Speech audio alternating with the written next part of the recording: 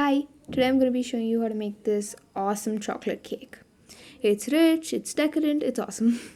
So, first, you're going to start by sifting your flour, and you want to make sure you sift it and not just add it directly, or else there might be lumps. So, after sifting your flour, you can add your cocoa powder. Sift this again. I'm using Hershey's cocoa powder because it's really dark and rich and awesome. Yes, I use the word awesome a lot. And then you're going to add some baking soda. And you want to sift this as well.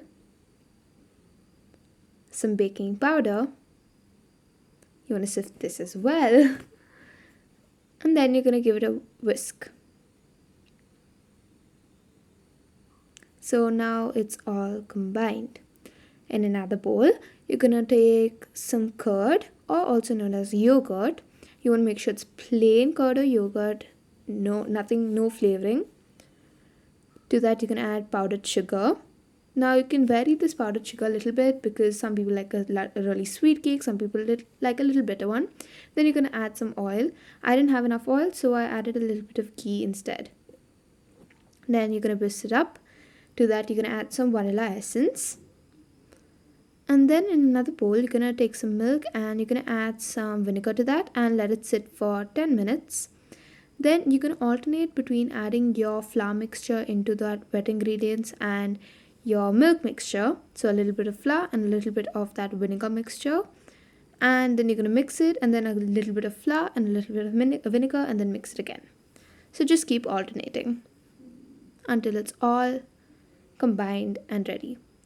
Then I'm taking 5-inch pans, and I suggest you do the same, and then you're going to grease them. And then you're going to add some parchment paper at the bottom so that the cake doesn't stick to the tins. And then you're going to place these in a preheated oven. For mine took about 25 minutes, and the preheating should be for about 10 minutes, and all of this at 150 Fahrenheit. You want to fill them about 3/4 of the way. I'm going to add a little bit more batter.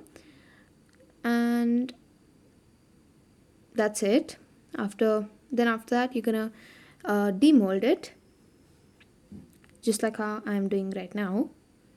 I'm just taking a knife and running it through the edges. Do that for both the cakes. Now I'm making a 3-layered cake, so I need to do this in batches because I only had 2 cake tins. So as you can see, it just popped out. So you want to make sure you add that baking paper, or parchment paper also known. Now for the frosting, you're going to take 150 grams of chocolate. All the measurements will be down in the description box down below. And to that, you're going to add cubes of butter. So since the chocolate is melted and it's really hot, the butter should melt.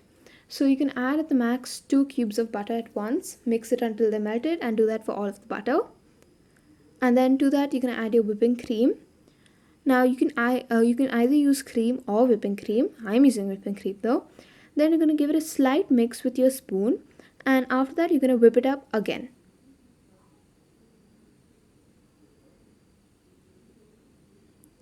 Now I've whipped mine with my hand mixer, and now I'm just scraping down the sides. And then you're just going to stick this in the fridge until you're ready to start assembling your cake.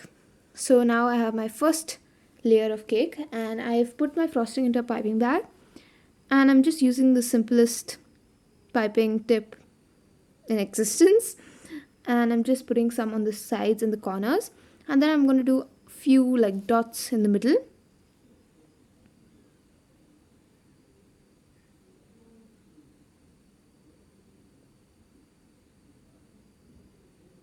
And then I'm going to spread it out with a knife. If you have an offset spatula, please use that, but I didn't at the moment. And then you're going to take some strawberries. I'm using some cut up strawberries. You can cut it like, if you like some chunky strawberries, you can use that. If you like minced ones, you can use that also.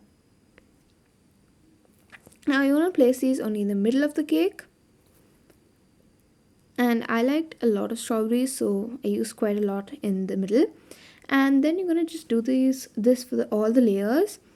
And You want to do the frosting on the sides, just like how I did for this one as well. Now, if you want to frost the sides of the cake, you can also do that. But if you want to leave it a little bit more rustic, you can just leave the sides as well. And look really well, good as well. So now you can see that I'm layering my cake with the next one, and I'm going to do the exact same thing. Now I finished decorating my whole cake. I added some strawberries on top for just for it to look a little bit more pretty, and it also adds a lot more flavor. Then I diced up some more strawberries and add that in the middle and added some mint leaves. The mint leaves are awesome with this cake. So I hope you enjoyed this video. Thank you so much for watching, and also I didn't upload yesterday because I just couldn't and I had to do it today. So I hope you give this chocolate cake a try. Bye!